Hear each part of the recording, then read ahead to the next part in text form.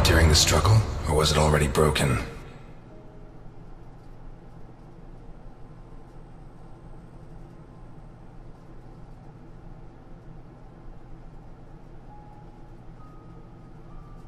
What kind of person takes off a wristwatch without unfastening it? Or fastens the strap again after taking it off? Blood. Blood everywhere.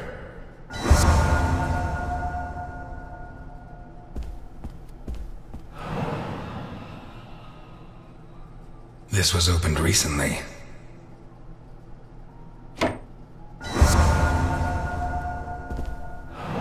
Smells of whiskey.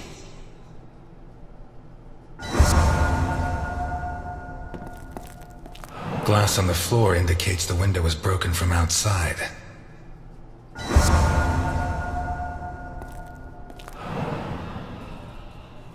There's something under there. How'd it wind up under there?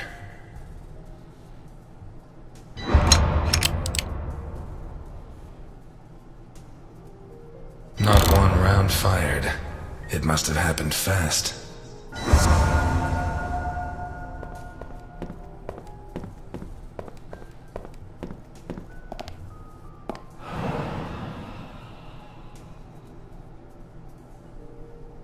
What is it with Italians and olives? They lap those things up like caviar. Like a true bachelor, he should have put these into soak. Hours of scraping to get them clean. Although at this stage I don't think Boccarini's too worried about that.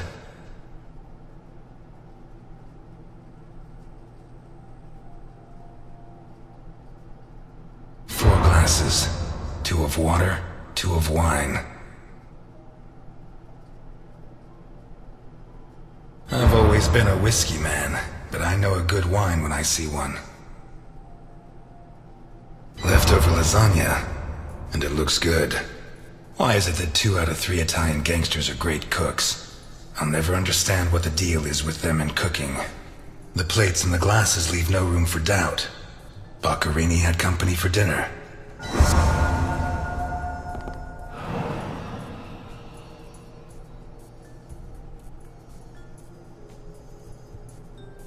One knife's missing, the biggest one.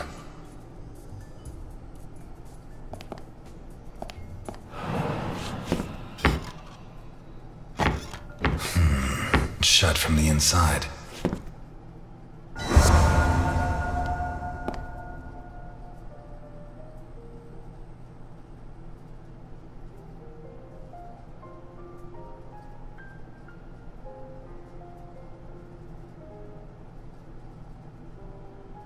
How did Boccarini encounter his murderer?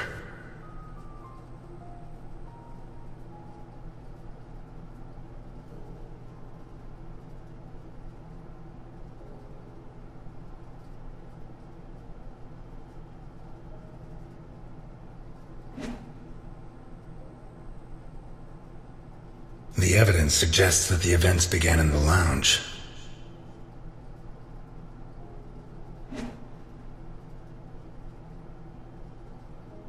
Pieces of glass from the window in the hall, found inside the house.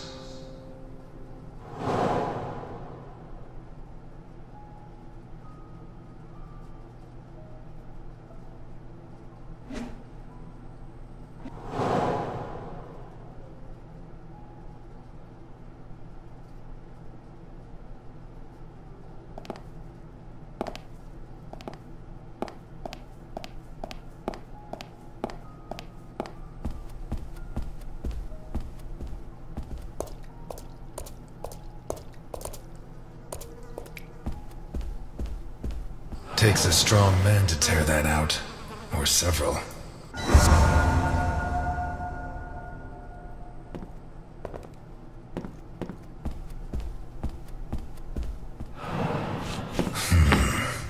Jammed shut from the inside. Maybe between the 2 of us when Milton gets back. If I'm not mistaken, this door opens onto the same room as the locked door in the kitchen.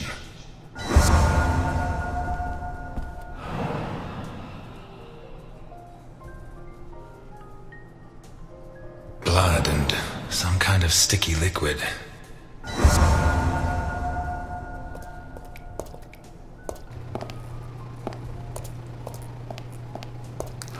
Oh shit. I should have stayed in my diner.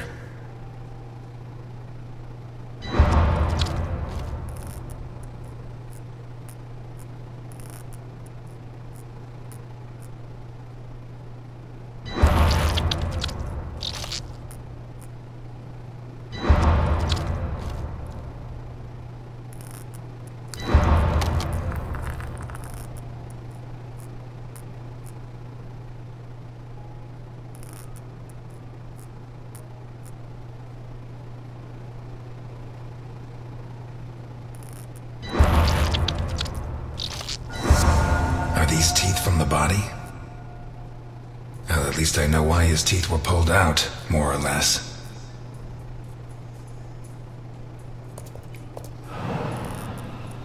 What is that? Looks like a ritual. What was Boccherini mixed up in?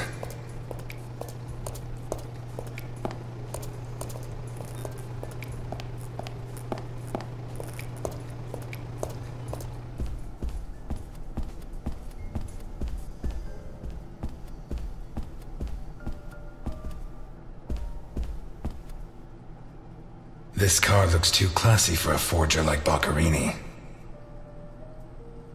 Are there sufficient reasons to believe that when the murderer attacked Boccherini, there was someone else in the house? The first possibility to be ruled out is that the car belonged to Boccherini.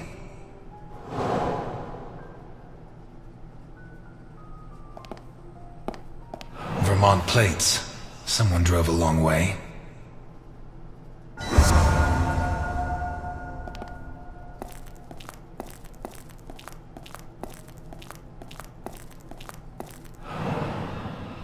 Let's take a look in the glove compartment. Bingo! A man's cigarette case.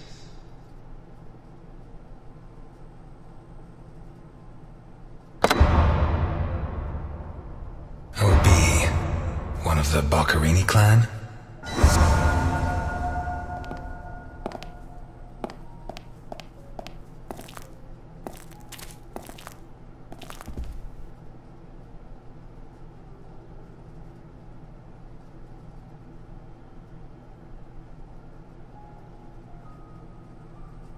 Maybe the body parts can shed some light on the motive. Maybe the body parts can shed some light on the motive.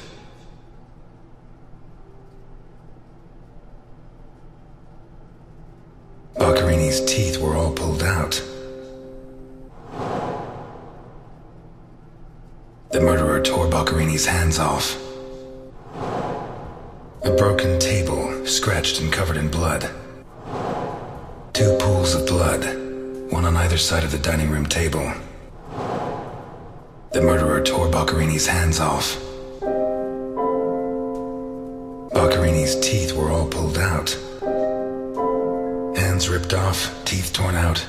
I guess I'll have to rule out criminal intent or a personal angle. Boccherini's eyes still haven't shown up. What if I look for whatever was used to remove them? A teaspoon stained with blood and some kind of sticky liquid. The mixture of sticky liquid and blood can only mean one thing. The spoon was used to remove Boccherini's eyes. The mutilations and the disappearance of his eyes suggest two possible motives: psychopathy or cultist fanaticism. Which is it? The mutilations and the disappearance of his eyes suggest two possible motives: psychopathy or cultist fanaticism. The mutilations, a sick altar of human flesh. The trail of blood from the dining room to the hall. A sick altar of human flesh. Some kind of symbol drawn in blood. Although I don't know the origin of the symbol in the bathroom and the altar of flesh and teeth, I'd say the motive was some kind of occult religion. The big question is, who did it?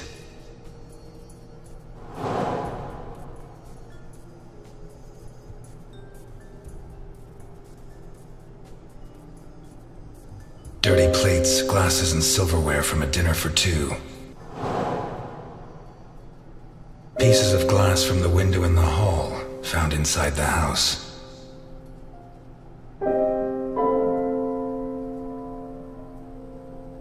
A broken whiskey glass found in the dining room. A pistol, fully loaded. The lamp, torn off its brackets and blocked. How did Boccherini encounter his murderer? A broken whiskey glass found in the dining room.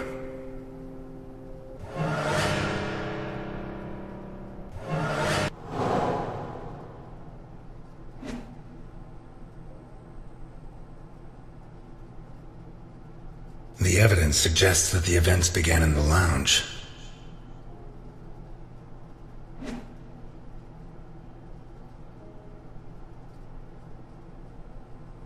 An open bottle of whiskey.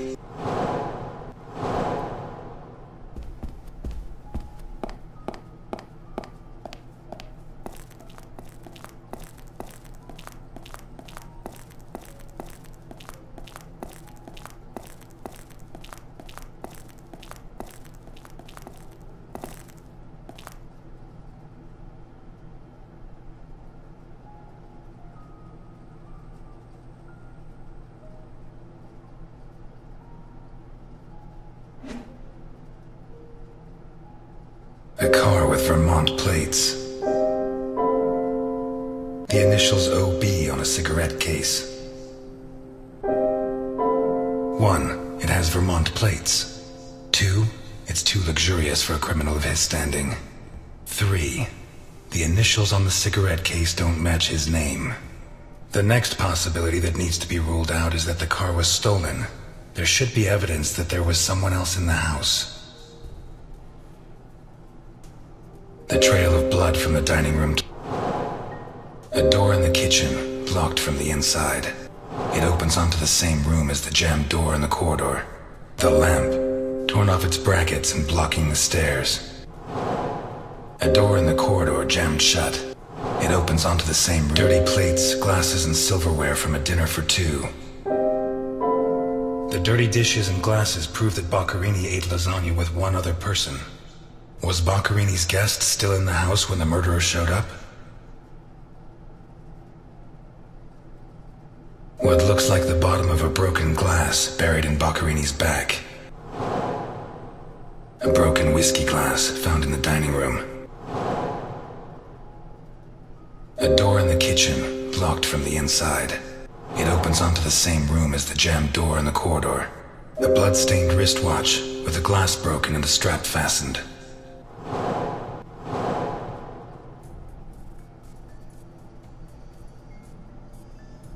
The lamp, torn off its brackets and blocking the stairs. A door in the corridor jammed shut. It opens onto the same room as... A door in the kitchen, locked for... An open bottle of whiskey. I'd say Boccherini was drinking in the dining room when his assailant burst in through the window. Boccherini pulled his gun, but the murderer disarmed him before he could shoot. Where did the torture begin? What looks like the bottom of a broken glass buried in Boccherini's... A broken table, scratched and covered in blood. 2 pools of blood, one on either side of the dining room table.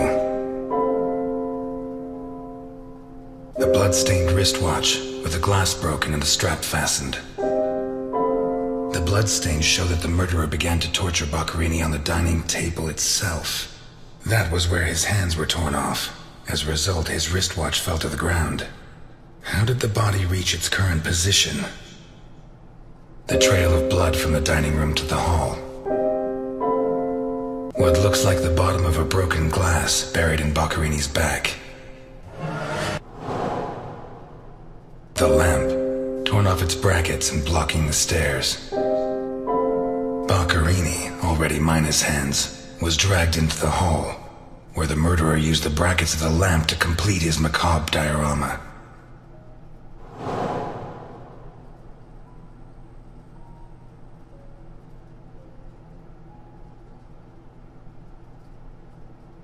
A door in the kitchen, locked from the inside. It opens onto the same... A broken whiskey glass found in the dining room. What looks like the bottom of a broken glass buried in Boccarini's back. It seems clear that Boccarini and his guest were drinking when the murderer took them by surprise. The real question is, what happened to the witness? Did they escape? Did the murderer take them? Or are they still in the house? A door in the corridor jammed shut. It opens onto the same room as the locked door in the kitchen. A door in the kitchen, locked from the inside.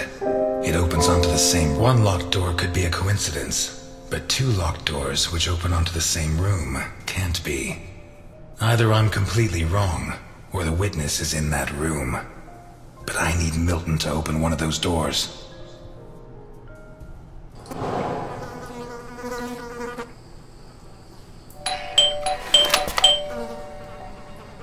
Mr. Ness, can you open the door for me?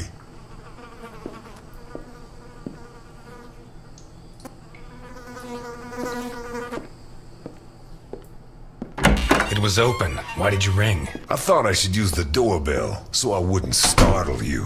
When I came in, I pressed the doorbell and it didn't work. Well, in light of the facts, I deduced that it was your finger that wasn't working. So, what can you tell me to restore my faith in you as a detective? What is that? Not a good start. It's a camera, so Alphonse can see all this. All right. Follow me. Boccarini had company for dinner. Someone from Vermont with the initials OB. Someone whose social status was a lot higher, but who was on the same side of the law. He served lasagna, and after clearing away the dishes, they opened a bottle of whiskey in the dining room. That was when the murderer burst in on them, coming through the window which he broke with his own body weight. Boccarini, or maybe his guest, pulled a gun, but it was a waste of time. The murderer was so fast he was disarmed before he could fire. He focused his attention on Boccarini, totally ignoring the guest, and lifted him up into the air. He then threw him against the dining room table so hard that one of the glasses of whiskey was embedded in Boccarini's back. He span around, clawing at the table, and immediately afterwards the murderer ripped off his hands. I have no idea how he did it, but all the evidence suggests he just pulled. Blood sprayed everywhere. The wristwatch fell to the ground. He dragged him through the corridor into the hall. He tore down the lamp, hung him from the brackets, and stabbed steel rods through his body. He skewered him on the iron bars, possibly taken from the fence outside, and pulled out his teeth one by one. Then he pulled his teeth out one by one as he died. Finally, he scooped out his eyes with a teaspoon. Boccarini must have been dead when the murderer went to the bathroom with his hands in his teeth. There, he arranged them to make an altar, weaving the fingers together and placing the teeth inside. Next, he painted something on the wall in blood, a symbol which I don't recognize, but which could have some kind of ritualistic significance. When he'd finished his artwork, he left. I don't know what he did with the eyes. You're telling me that someone did all this armed with a teaspoon? More or less. And you worked all this out on your own-some, just by looking? More or less. I don't know which of the two of you scares me more. Wait a second. What about the guest? Right. Come with me.